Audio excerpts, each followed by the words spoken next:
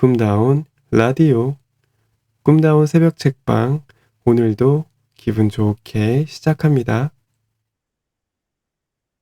고객이 먼저 다가오게 하는 전략. 효율적으로 영업하기 위해서는 일단 관심을 가진 고객이 사겠다고 손을 들도록 만들어야 한다. 고객은 구매 의사가 없을 때 구매 권유를 받으면 세일즈맨을 벌레 보듯 쫓아내고 싶어 한다. 그러나 반대로 구매할 의사가 있는데 구매를 권하는 세일즈맨이 없으면 서비스가 나쁘다고 생각한다. 한마디로 세일즈맨은 고객이 사고 싶어 하기 전에 영업을 하면 싫은 소리를 듣게 되고, 고객이 사고 싶은 마음이 들었을 때 꾸물거리며 라이벌에게 빼앗기고 만다.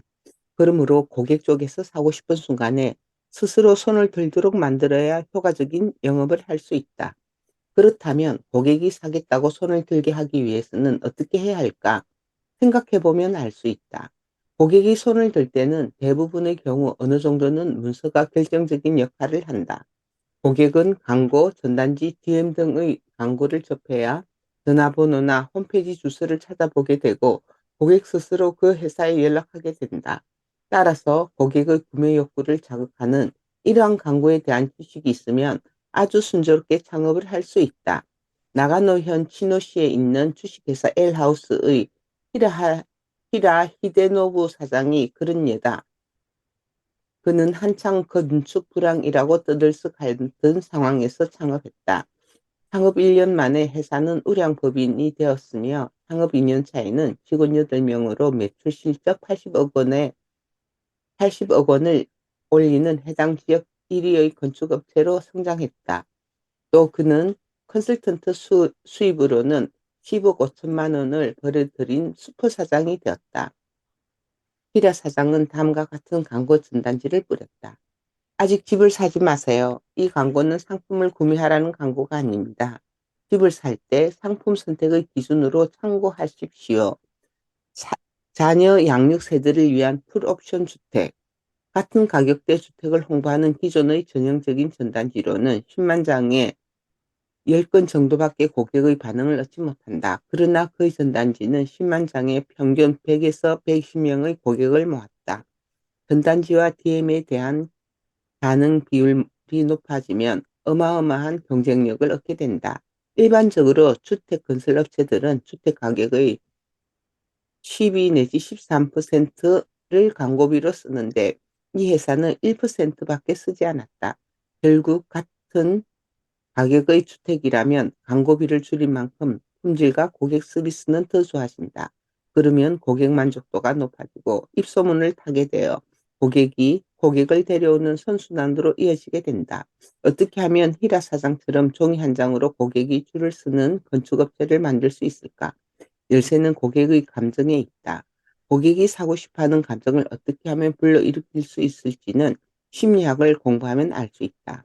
앞의 광고 전단지에서 아직 집을 사지 마세요라고 한 표현을 살펴보자. 평소 집을 사려고 생각한 사람이라면 집을 사지 말라는 전단지를 관심 있게 볼 것이다. 따라서 집을 사지 말라는 표현은 그러한 고객의 심리를 정확히 이해하고 쓴 것이라 할 수 있다.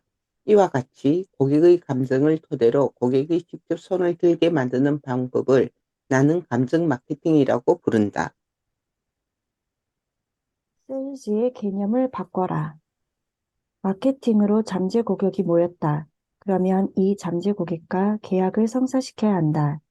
잠재 고객과 계약을 성사시키는 작업을 세일즈라고 한다. 자, 영업 초보자를 달인으로 만드는 세일즈 기법을 설명하기 위해 내가 정리해고를 당할지도 모르는 상황에서도 열심히 영업했던 이야기로 돌아가 보자. 나는 감정 마케팅을 활용해 가전 판매점으로 DM을 보냈다. 그러자 13%가 넘는 반응률이 있었고, 잇따라 자료를 요청해 왔다. 여기까지는 좋았다. 하지만 그 후 벽에 부딪혔다. 나는 가전 판매점의 잠재 고객을 고려했을 때 이익이 오르는 이유를 논리적으로 설명하면 계약이 가능할 것이라고 생각했다.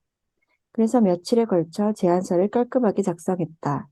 하지만 현실은 냉정했다. 고객들은 전혀 상대해주지 않았다. 제안서는 눈길 한번 제대로 받지 못한 채 쓰레기통으로 직행한 모양이었다. 제안서만으로는 안 되겠군. 세일즈 토크가 별로였나? 그래서 이번에는 세일즈 토크에 관한 책을 읽으면서 공부했다. 고객이 확실하게 예스라고 말하게 하는 심리학에 근거한 테크닉을 배웠다. 고객이 A라고 말하면 A-라고 받아치는 합법 패턴도 여러 가지 준비했다.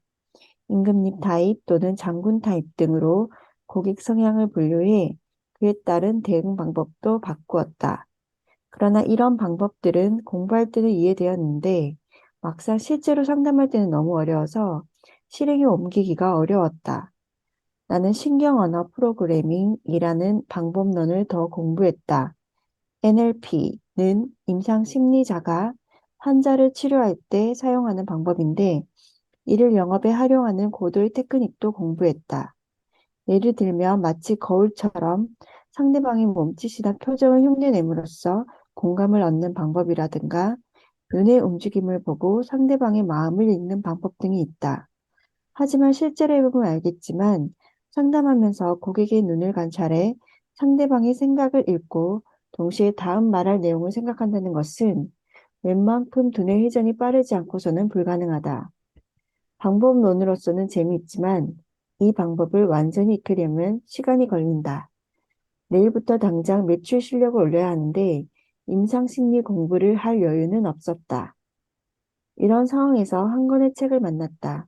자크 워스와 니콜라스 루벤이 쓴 High Probability Selling이라는 책으로 저자는 고확률 세일즈라고 부르는 방법론에 대해 이야기하고 있다. 간단하게 내용을 요약하면 다음과 같다. 세일즈의 목적은 상대방을 설득하는 것이 아니다. 상대방이 구매할 확률이 높은지 아닌지를 판단하는 것이다. 따라서 세일즈맨은 구매할 확률이 높은 고객에게만 시간을 할애하고 구매할 확률이 낮은 고객은 지체하지 말고 거절해야 한다.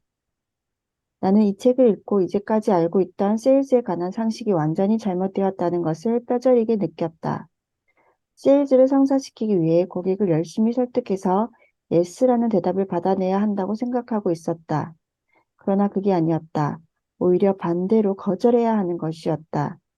이런 관점에서 조사해 보니 미국의 컨설턴스가 쓴 책 중에는 고객에게 부탁하기보다 도도하게 고자세로 상대하거나 위협하는 것이 중요하다고 말하는 솔직한 세일즈 관련 책이 많다는 사실을 알게 되었다. 그래, 맞아. 싫은 고객에게 굳이 머리를 숙일 필요는 없어. 나한테 맞지 않는 고객은 거절하는 것이 세일즈라는 거야. 지금까지의 세일즈에 대한 개념이 바뀌는 순간이었다. 나는 상대방을 확실하게 파악해서 내 고객으로 적합하지 않은 고객은 거절하는 세일즈 기법을 임금님 세일즈라고 부르기로 했다. 그리고 감정 마케팅과 임금님 세일즈를 조합하면 지극히 효율적인 영업을 할 수 있게 된다는 것도 알게 되었다. 처음으로 임금님 세일즈를 시도했을 때 나는 솔직히 경탄했다. 대형 양판점의 상무이사와 상담했을 때의 일이다. 상담을 시작하기가 무섭게 상무이사는 우리 제품 대형 냉장고를 비판하기 시작했다. 우리 회사 제품이 일본에서 얼마나 안 팔리는지 알긴 아냐면서 일장 연설을 늘어놓기 시작했다. 그러는 동안 나는 고개만 끄덕일 뿐 한마디도 끼어들지 않았다. 1시간이 지난 후 나는 가망이 없다고 판단하고 노트를 챙기며 돌아갈 채비를 했다. 그러자 그의 태도가 바뀌더니 나에게 이렇게 물었다. 지금까지 나 혼자 떠들었는데 당신은 뭘 하러 온 거요? 대형 냉장고를 국산 제품보다 40% 싸게 판매할 전략적 파트너를 이쪽 지역에서 찾고 있습니다. 기사는 이 제품을 취급할 의사가 있습니까? 부탁은 하지 않았다. 아주 도도하게 고자세로 물었다. 상무가 대답했다. 뭐, 취급은 하고 싶긴 합니다.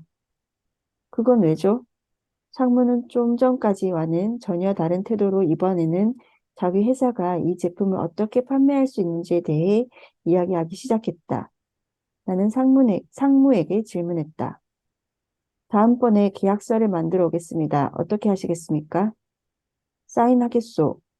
처음에는 전혀 관심을 보이지 않았던 대형 양판점의 상무이사가 90분 후에는 계약을 하겠다고 돌변한 것이다. 이 대답을 들은 후 나는 자리에서 일어나 쿨하게 인사를 했다. 그리고 그 회사를 나왔다. 회사가 보이지 않게 되었을 즈음 갑자기 웃음이 터져 나왔다. 영업이 이렇게 쉬워도 되는 거야? 이렇게 해도 되는 거였다면 지금까지 난 뭘 했던 거지? 거절하는 영업이 보통 사람에게 효율적인 이유. 일반적인 영업 접근 방식에서는 앞서 소개한 상무이사의 반론에 대해 세일즈맨은 일일이 대응해야 한다. 노라고 말하는 고객을 예스라고 대답하도록 설득해야 한다.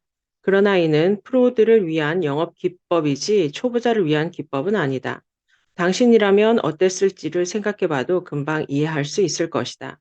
마음이 내키지 않을 때 구매 권유를 받으면 가능한 한 빨리 세일즈맨을 쫓아버리고 싶어진다. 설득당하면 당할수록 뒤에 뭔가가 있을 것이다 라고 생각하며 대해 저항하게 된다. 세일즈맨 역시 마찬가지다. 세일즈맨의 입장에서도 원하지도 않은 고객을 열심히 설득했다가 결국 거절당하면 에너지 손실만 클 뿐이다. 거절당할 때마다 자신이 부정당하는 듯한 기분이 들어 자기 혐오에 빠질 수도 있다. 그런데 조금만 생각해보면 알 수 있듯이 노라고 말하는 고객을 설득하기보다 설득할 필요가 없는 고객과 계약을 성사시키는 편이 훨씬 더 효율적이다. 결국 상담의 포인트는 딱 하나, 설득할 필요가 있는 고객인지 아닌지를 판단하는 것뿐이다. 그래서 이 제품을 취급할 의사가 있습니까? 라고 질문했던 것이다.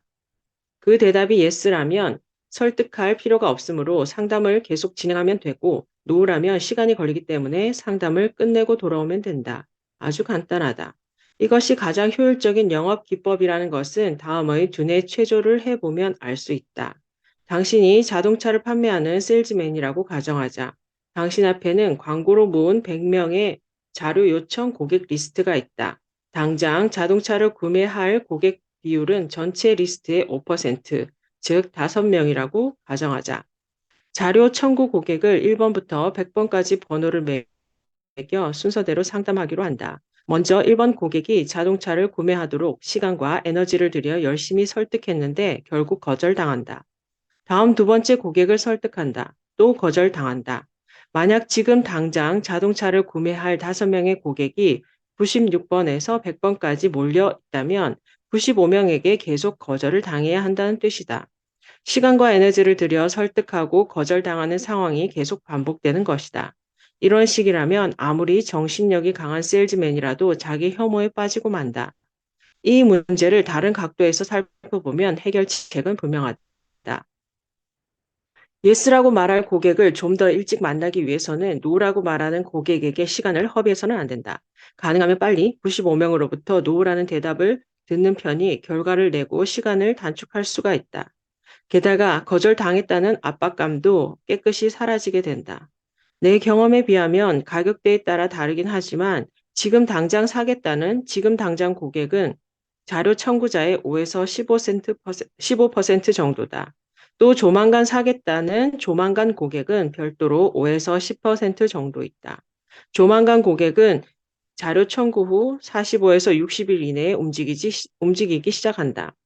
그러나 세일즈맨이 조만간 고객에게 노력을 하기엔 시간이 아깝다. 조만간 고객은 나중을 기약하며 뉴스레터나 DM 같이 사람이 시간을 들이지 않아도 되는 방법을 이용해 30일 주기로 연락하면서 지금 당장 고객으로 키워가면 된다. 임금님 세일즈로 잠재 고객으로부터 가능한 한 빨리 노라는 대답을 듣고자 한다면 그 순간 고객과 세일즈맨의 입장이 뒤바뀐다. 세일즈맨이 사지 않아도 괜찮습니다. 다른 고객이 있으니까요 라는 태도를 풍기면 고객은 절대로 거짓말을 하지 못한다. 세일즈맨이 상대해주지 않게 되면 고객으로서는 원하는 상품을 살 수 없다는 위협을 느낀다. 그 결과 고객은 무의식적으로 팔아달라는 메시지를 보내기 시작한다. 감정 마케팅으로 모인 잠재 고객에게 임금님 세일즈 기법을 구사하자 묘하게도 상담이 성사되었다. 우리 회사의 클라이언트 중 복지기기를 제조 판매하는 업체의 사장이 있었다.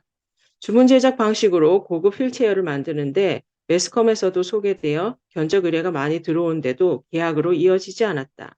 견적 의뢰만 늘어나서 바빠지기만 할 뿐 돈이 안 되었다. 아무래도 경쟁 상대인 대형 제조업체의 농간인 것 같았다. 그때 그 회사의 사장님은 임금님 세일즈 기법을 듣고 실천해 보았다. 들러리 견적은 절대로 내지 않겠다는 방침을 정한 뒤 견적 의뢰가 들어오면 다음과 같이 응대한 것이다. 저희에게 주문하겠다는 고객 외에는 거절하겠습니다. 네? 정말입니까? 물론입니다. 사절하겠습니다. 이런 식으로 거절하자마자 꼭 그 회사에 주문하고 싶다라며 고객의 주문이 들어오기 시작했다. 건어물을 판매하는 일본 건어물 산업 주식회사의 아키다케 사장도 임금님 세일즈 신봉자다. 그는 대기업의 복지후생부를 상대로 영업을 했다. 상담 상대는 직원이 3만 명이나 되는 대기업이었다. 당연히 대부분의 업자들은 우리와 꼭 거래해 주십시오라며 부탁하는 영업을 한다. 아키다키 사장은 상담 담당자에게서 이런 말을 들었다. 좋습니다. 하지만 우리 회사 결제 조건은 매월 10일 마감, 2개월 후 엄결제입니다. 한마디로 결제 금액을 현금화하려면 몇 개월이 걸린다는 말이다. 아키다키 사장이 운영하는 회사는 규모가 작기 때문에 몇 개월 후의 결제로는 회사를 유지할 수가 없다. 매출을 올리고 싶은 마음은 간절했지만 받아들일 수 있는 조건이 아니었다. 그래서 임금님 세일즈를 실천했다. 저희는 당월 현금 결제 조건이 아니면 거래하지 않습니다. 어떻게 하시겠습니까? 지금까지 이런 거래 조건을 게시한 업자는 없었다. 담당자는 어떻게 대응했을까? 아, 알겠습니다. 내부적으로 검토해 보겠습니다. 그 후 담당자는 아키다케 사장에게 다음에 메일을 보냈다. B사의 상품을 꼭 취급하고 싶습니다. B사가 제시한 조건에 전부 맞추겠습니다. 열심히 해볼 테니 잘 부탁드립니다. 이러니 임금님 세일즈를 그만둘 수가 있겠는가?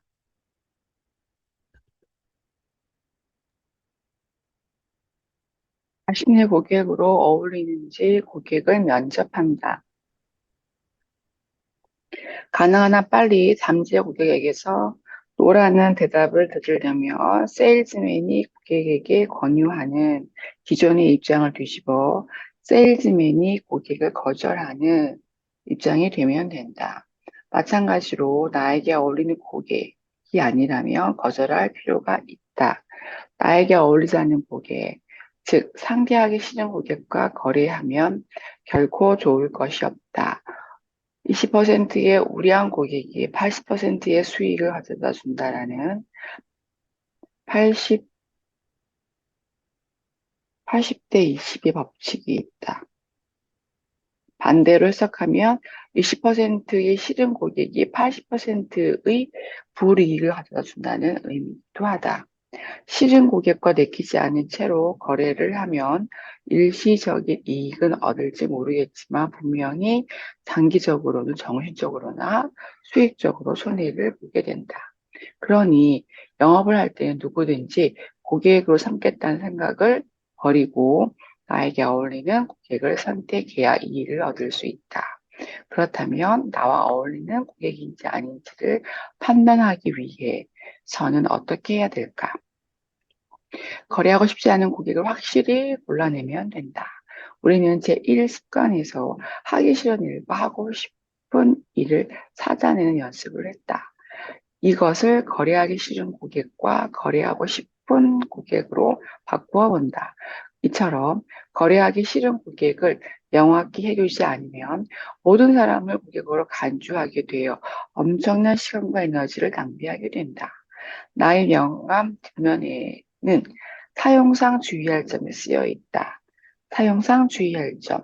주식회사 알막은 돈이 되는 일이라면 뭐든지 달려드는 컨설팅 회사가 아닙니다. 솔직히 고객은 충분하기 때문에 저희 고객을 선택합니다. 실적을 올리는 일에 최선을 다하고 상식에 얽매이지 않으며 혁신을 추구하는 분들만 연락을 주십시오. 2. 간다이 시간 90% 이상은 1000여 개 이상이 기존 클리언트 직원을 위해 할애됩니다. 흥미삼아 한번 만나고 싶다, 이야기를 듣고 싶다라는 의뢰에 응할 수 없으니 미리 양해를 부탁드립니다. 다음, 간다는 무료 상담을 하지 않으므로 양해 바랍니다.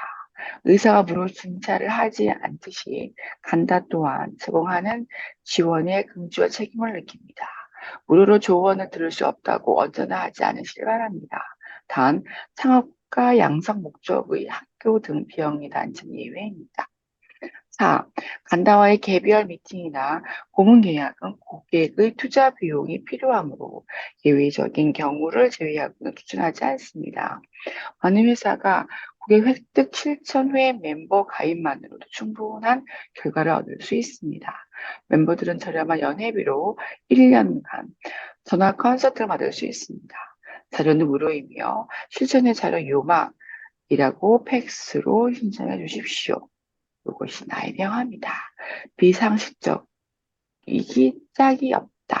주식회사 알막은 돈이 되는 일이란 뭐든지 다이어트는 컨설팅 회사가 아닙니다. 솔직히 고객은 충분하기 때문에 저희가 고객을 선택합니다.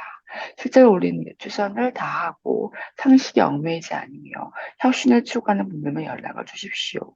상당히 고자세이고 비상식적인 내용이다. 하지만 잠재 고객이 사용자주의점을 보면 어떨까? 우리 회사를 꼭 컨설팅 해주길 바랍니다. 라고 하는 진지한 고객들만 찾아온다. 현실이 이런데 영업을 할 필요가 있을까? 제안서 일절 제출하지 않는다. 고객이 어떻게든 부탁드립니다. 라고 말하면 나는 그렇습니까? 알겠습니다. 그럼 어떻게든 해봅시다. 라고 대답한다. 그러면 고객은 머뭇거리며 묻는다. 아, 참 다행이군요. 근데 가격은 얼마일까요? 이런 식으로 고자세 영업이 가능해지는 것이다. 그런 거만한 태도는 책을 낼 정도로 유명한 컨설턴트니까 할 수 있는 거 아닌가요? 라고 말할지 모르겠다. 그러나 나는 고객이 한 명도 없을 때부터 이렇게 왔다. 돈이 없을 때도 이 악물고 고객을 거절했다. 물건은 사지 않고 가격을 물어보거나 눈요기만 하는 고객과 떠들고 있으면 영업하는 것처럼 느껴져서 만족감은 생길지 모르겠지만 현금은 생기지 않는다. 정말로 나를 필요로 한 사람은 만나지 못했기 때문이다. 나와 어울리지 않는 고객을 구분하려면 임금님 세일즈는 매우 효과적인 영업 방법이다. 하지만 많은 사람들은 이렇게 생각할 것이다. 그런 구자세로 굴다가 고객이 화를 내진 않을까 불안한데 화가 날 이유가 없다. 고객이 가장 싫어하는 것이 사고 싶지 않은데도 사달라고 귀찮게 하는 세일즈다. 그래서 상대가 사고 싶어 하는지 사기 싫어하는지를 판단해서 가능한 한 재빨리 물러나는 임금님 영업이 오히려 환영받는 것이다. 만에 하나 고객이 화를 낸다 한데 무슨 상관이겠는가. 세일즈맨의 목적은 매출을 올리는 것이지 고객과 사이좋게 지내는 것이 아니다. 그런데 나를 포함한 대부분의 세일즈맨은 어처구니 없는 실수를 한다. 고객과 사이좋게 지내다 보면 사주겠지 하고 잘못 생각한다. 어쩌면 당신이 정리해고를 당하고 나면 사줄지도 모르겠다. 하지만 그때는 너무 늦다. 그런데도 대부분의 세일즈맨은 이러한 원리 원칙을 잊어버린다. 이 규정에서 벗어나지 않도록 종이에 적어 가지고 다닐 필요가 있다. 부탁하는 영업은 하지 않는다. 가능한 한 빨리 노라는 대답을 듣는다. 고객과의 실제 대화에서 상대방이 나와 어울리는지 아닌지를 판단하기 위해서는 먼저 상대방의 이야기를 듣는다. 상대방이 이야기하도록 유도하기 위해서는 다음과 같은 질문을 한다. 이번에 저희에게 전화를 주셨는데 지금까지 사용하셨던 뭐뭐에 무슨 불만이라도 있으신가요? 그러면 대부분의 고객은 이유를 말하기 시작한다.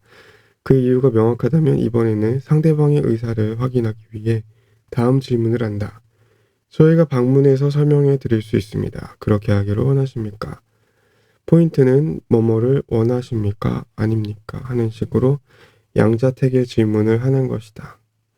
세일즈맨의 최종 목표는 고객으로부터 네 부탁합니다 라는 말을 끌어내는 것이기 때문이다. 그렇다면 네 부탁합니다 라는 대답이 돌아올 수 있는 질문을 준비해야 한다. 고객에게 듣고 싶은 대답을 역순으로 짚어가며 질문을 만드는 것이다. 그런데 대부분의 세일즈맨은 설명하러 방문하고 싶습니다만 하고 부탁을 한다. 이렇게 부탁을 하면 고객은 아니 지금은 바쁘니 됐습니다 라고 대답한다. 이는 파블로프의 개와 같은 반사적인 대응일 뿐 그 대답 자체에는 아무런 의미가 없다. 양자택일에 질문을 했을 때 상대방이 부탁합니다 라고 답하지 않는다면 조만간 고객이다. 이런 경우에는 별로 관심이 없어 보이시는데 맞습니까? 하고 묻는다. 상대방이 맞다라고 대답하면 애당초부터 시간 낭비이니 그 시점에서 상담을 중지하고 즉시 자리에서 일어나야 한다. 중요한 것은 언제라도 상담을 중지할 각오가 되어 있어야 한다는 점이다. 이런 각오가 되어 있을 때 지금 당장 고객이라면 세일즈맨이 하는 이야기를 진지하게 듣게 된다. 상담하다가 자리에서 일어설 때는 솔직히 쾌감마저 느낀다. 펴놓았던 노트를 덮는다. 서둘러 노트를 가방에 넣는다. 그리고 돌아가려고 한다. 그러면 내 경험상 대부분의 경우 상대방이 잠깐만 기다려주세요. 저 또 맞대. 라고 말한다. 상대방이 붙잡지 않을 경우 그는 처음부터 진지하게 생각한 것이 아니다. 당신은 들러리 노릇만 하고 있었던 것인지도 모른다. 그렇다면 그만큼 시간적인 여유가 생긴 것이니 세일즈맨에게도 이득이다. 그 시간을 당신에게 보다 어울리는 고객에게 사용할 수 있게 되었기 때문이다. 고객 리스트는 빈자리를 싫어한다. 와, 이런 보자세로 영업했다간 고객이 다 떨어질 거예요. 당신은 여전히 불안할 것이다. 떨어지라고 하세요. 상관없습니다. 왜냐하면 달아나는 고객을 설득해서 가격 경쟁에 뛰어드는 것은 인생을 괴롭게만 만들 뿐이기 때문입니다. 대부분의 회사는 가격을 내려서 자금에 쪼들리다가 무너진다. 그럴 바엔 가격을 올려서 소수의 우량 고객과 거래하는 쪽이 편하다. 어차피 망할 거라면 고통스럽게 망하는 것보다 편하게 망하는 편이 낫다. 바빠서 돌아다니다 죽을 정도라면 나는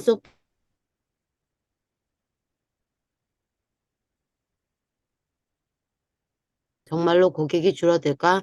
내 경우 고객을 거절하자마자 더 좋은 고객이 나타났다. 언젠가 클라이언트로부터 조언 요청을 받은 적이 있다.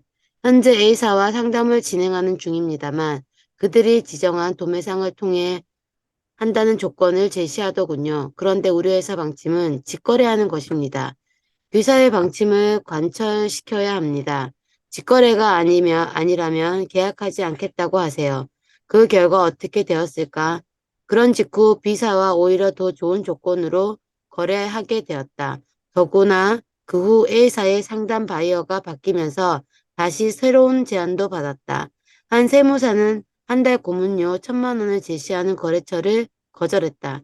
그러자 한 달이 채 지나기도 전에 고문료는 똑같으면서 작업량은 10분의 1밖에 되지 않는 회사와 계약하게 되었다. 이런 일들은 예외 없이 일어나고 있다. 왜냐하면 고객 리스트는 진공, 빈자리를 싫어하기 때문이다.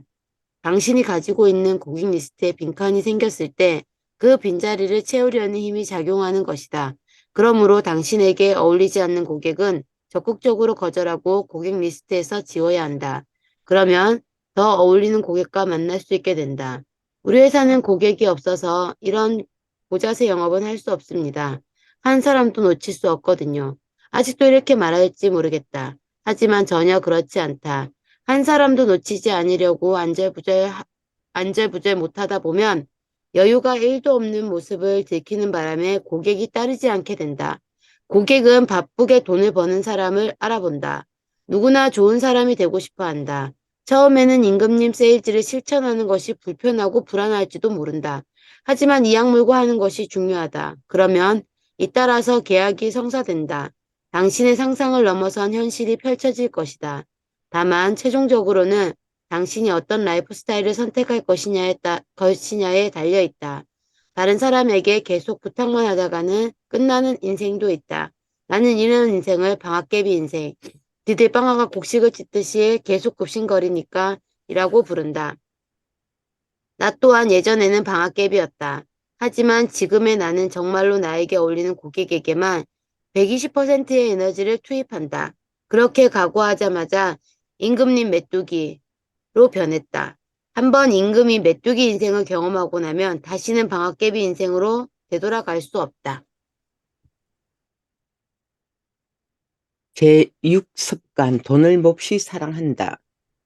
돈의 습성을 알고 있는가? 세상에 도움되는 일을 하다 보면 돈은 나중에 따라오게 된다. 설레는 일을 하다 보면 성공한다. 한 번쯤은 들어본 말일 것이다. 이런 말들은 기분 좋게 들린다. 그러나 나는 들을 때마다 고개를 갸우뚱하게 하게 된다. 현실로 눈을 돌려 주위를 살펴보고 객관적으로 생각해 보기 바란다. 세상에 도움이 되려고 열심히 노력하는 사람들은 얼마든지 많다. 하지만 대부분의 경우 늘 돈에 쪼달린다. 돈은 나중에 따라오겠지 하고 믿다가 정신 차렸을 때는 나이가 들어버린 후다. 설레는 일을 하기 위해 프리트로 사는 사람들은 어떨까? 닭이 하늘을 날 수 있기를 바라며 꼼짝 않고 마냥 기다리고 있듯이 그들이 성공할 확률은 10억짜리 복권을 당첨되기보다 더 어렵다. 이처럼 현실과 동떨어졌음에도 불구하고 이런 말들이 상식처럼 만연한 이유는 무엇일까? 잠시 그 이면을 살펴보자. 세상에 도움되는 일을 하다 보면, 설레는 일을 하다 보면 같은 말들은 성공한 사람이 성공 비결이 무엇입니까? 라는 질문을 받았을 때 가장 편하게 대답할 수 있는 말이다. 일단은 머리를 쓰지 않아도 된다. 자신이 성공한 과정을 논리적으로 검증해서 누구라도 따라할 수 있는 법칙으로 만들어 전달하는 번거로운 작업을 할 필요도 없다. 누가 들어도 맞는 말이기 때문에 아무한테도 질타를 받지 않는다.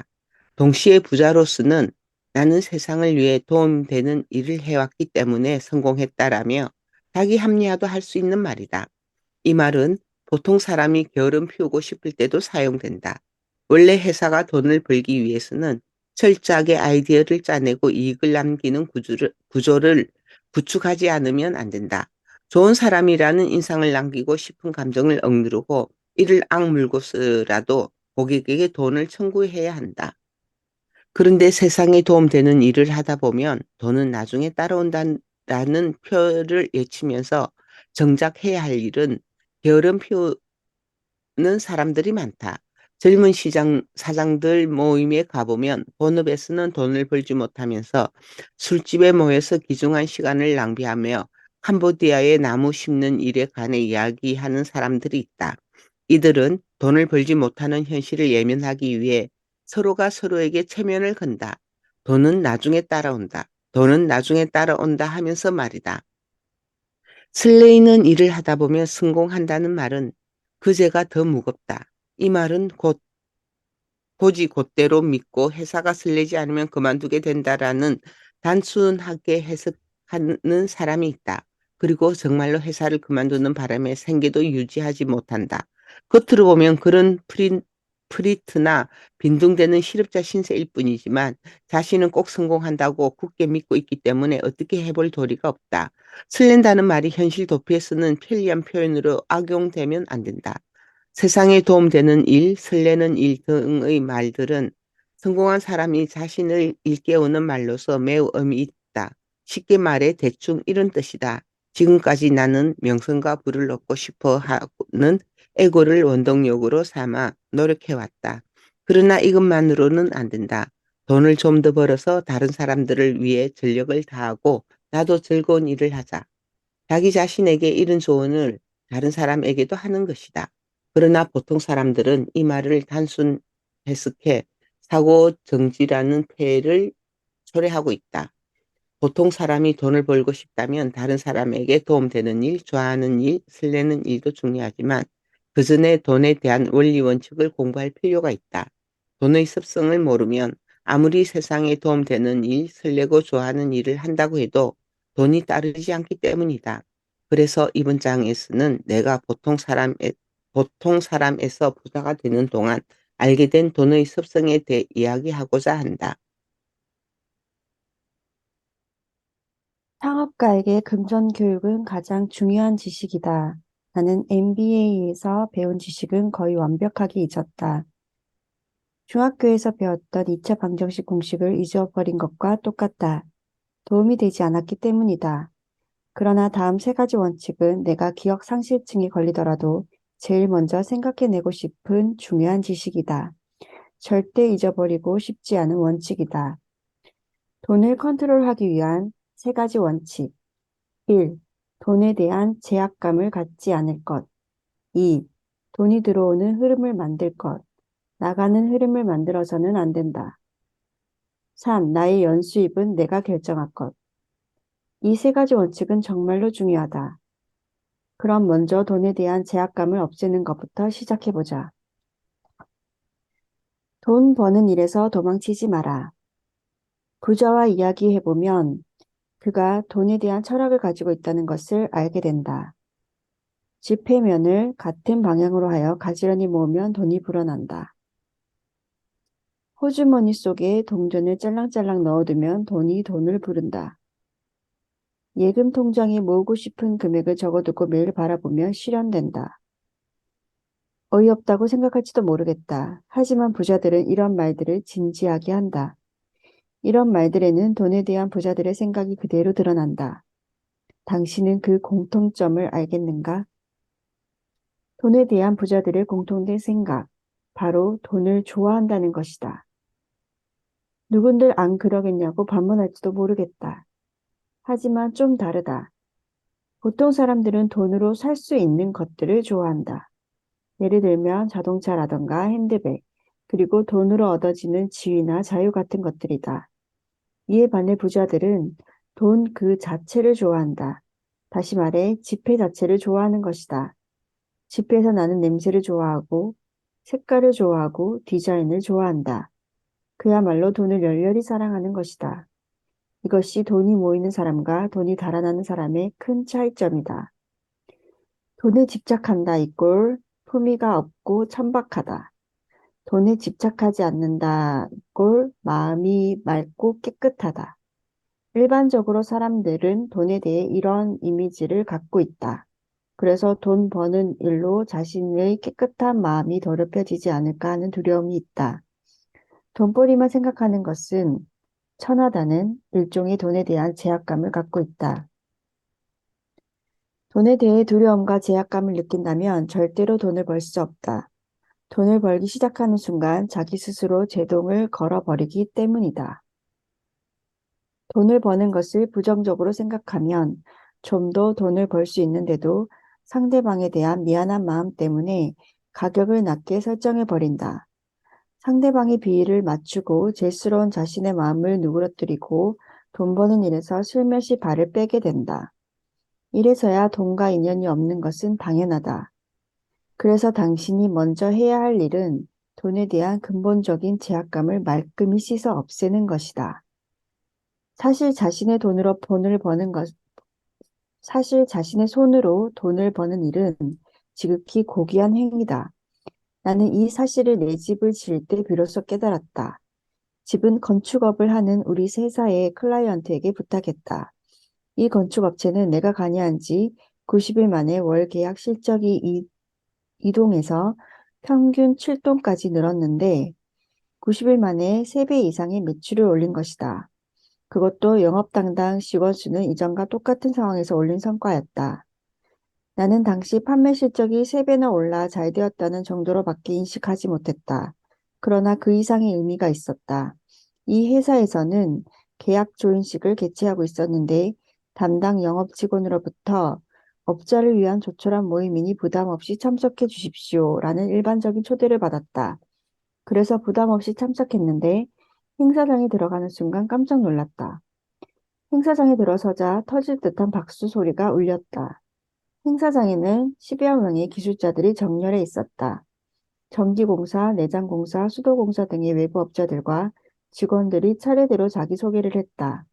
그들은 맥주를 마시며 침묵을 다지고 있었다. 나는 이 계약 조인식에 참석하면서 아주 단순하지만 중요한 사실을 깨달았다.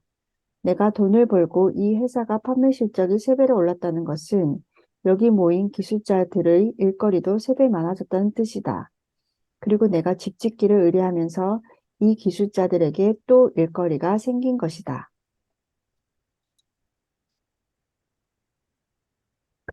누군가에게 이익을 낸다. 누군가가 이익을 낸다. 누군가는 돈을 번다. 그리고 그 돈을 쓴다. 누군가 돈을 쓰면 그로 인해 풍요로워지는 사람이 있다.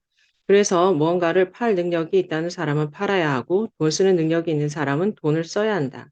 상인은 장사의 프로, 돈을 버는 프로이니 철저한 프로가 되어 계속 돈을 벌어야 한다. 그리고 그 돈을 유용하게 써야 한다. 하지만 우리는 습관적으로 돈을 당당하게 마주 대하지 못해왔다. 돈은 나중에 따라온다라는 말은 부자가 자기 자신을 다스리기 위해 하는 말이다. 그런데 보통 사람들이 이 말을 착각해서 진실이라고 믿어버렸다. 이 말은 돈을 번 다음에 하는 대사였는데 돈을 버는 사장은 당연히 미움을 사게 마련이다. 경우에 따라서는 시기의 대상이 되어 아이가 학교에서 괴롭힘을 당하기도 한다. 너네 아버지는 돈밖에 모르는 분이잖아 라면서 미움을 산다고 해도 돈을 버는 일에서 도망쳐서는 안 된다. 사장은 직원들을 위해 돈을 벌어야 한다. 지역 사회를 위해 돈을 벌어야 한다. 돈을 버는 능력이 있는 사람에게는 그럴 의무가 있다. 돈에 대한 제약감을 없애라. 당신이 창업가로서 돈을 벌고자 한다면 돈에 대한 제약감을 가져서는 안 된다. 예를 들어 음악가가 좋은 곡을 연주하면서 제약감을 느낀다면 제대로 연주할 수 있겠는가? 목수가 좋은 집을 지으면서 제약감을 느낀다면 잘 지을 수 있겠는가? 창업가는 돈을 버는 프로이기 때문에 돈에 대한 제약감을 가지고는 이익을 낼 수 없다. 그러니 돈에 대한 제약감을 지금 당장 날려 버려야 한다. 방법은 간단하다. 앞에서도 얘기했듯이 돈 자체를 좋아하면 된다. 지폐를 보면 그 색깔에 감동하자. 향기를 맡고 질감을 즐기자. 아, 돈이라는 것은 얼마나 거룩한 것인가라고 외치며 지폐를 사랑하자. 나는 돈을 아주 좋아한다. 어린 시절부터 돈은 내 친구였다. 우리 집은 장사를 했기 때문에 나는 유치원생이었을 때부터 가게 매상을 집게 하는 아버지를 도와드렸다.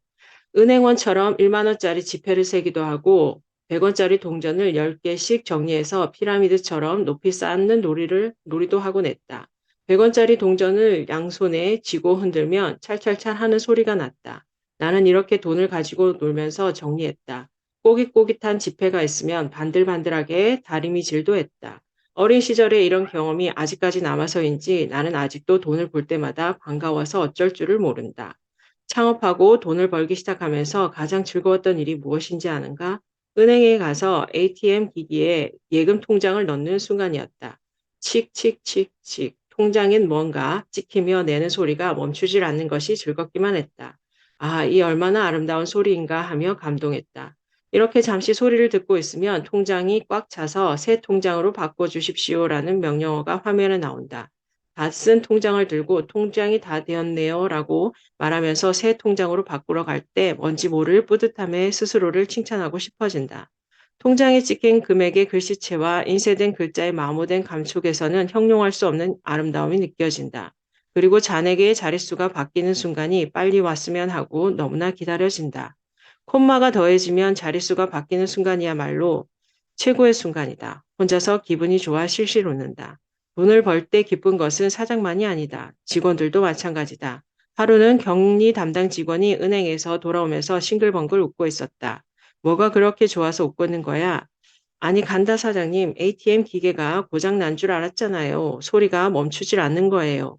회사가 돈을 번다는 것은 직원에게도 신나는 일이다. 그러니 주저하지 말고 철저하게 돈을 벌어야 한다. 돈과 인연이 멀어지는 방법은 아주 간단하다. 인생에서 돈이 전부는 아니야 라고 말하면 된다.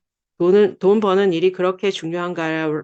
라고 말하면서 부자들을 질투하면 된다. 그렇게 입버릇처럼 말하면 확실하게 평생 돈의 혜택을 받지 못하는 인생을 살게 될 것이다. 감성 마케팅 개발자인 고사카 유지 선생은 이렇게 말한다.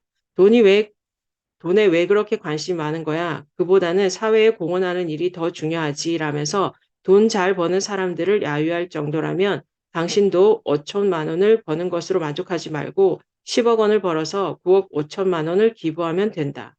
우선 돈을 벌어라. 돈을 벌고 나서 그 돈에 정의감을 가지고 철저하게 사회에 공헌하라. 네, 여기까지 하시죠. 감사합니다. 네. 네, 저 여기까지 하도록 하겠습니다. 우선 돈을 벌어라. 돈을 벌고 나서 그 돈으로 정의감을 가지고 철저하게 사회 공헌하라.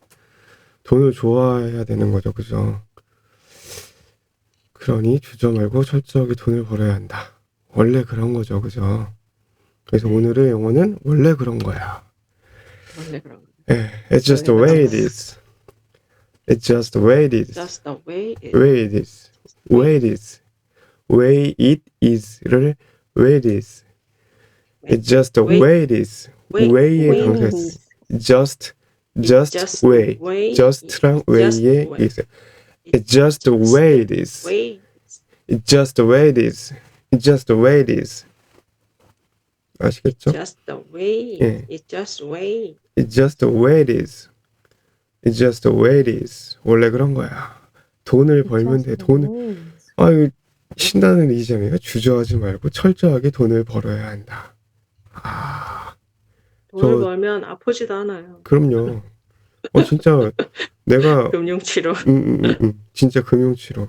그리고 사회공헌은 돈을 많이 벌어서 남는 돈으로, 그러니까 내가 그 중에 5천만 원을 진짜 기부하려고 하면 5천만 원 벌 게 아니라 한 100억 벌어서 5천만 원 기부하고 1억 기부하면 되죠. 돈이 들어온다. 감사합니다. 네. 여기까지. 오늘도 돈이 막 시시때때로 막 쉽게 들어올 것 같으네요. 네. 감사합니다. 사진 찍겠습니다. 감사합니다. 사진. 자, 갑니다. 하나, 둘, 셋. 네, 감사합니다. 언니쌤 어디 갔어요? 안 보이시네. 네. 어제 오늘? 그러게요. 어저께 제주도 가셨다 하셨는데 우와, 일 때문에 가신 것 같던데. 제주도 자주 가시네. 감사합니다. 감사합니다. 내일 뵙겠습니다. 감사합니다. 건강하세요. 네.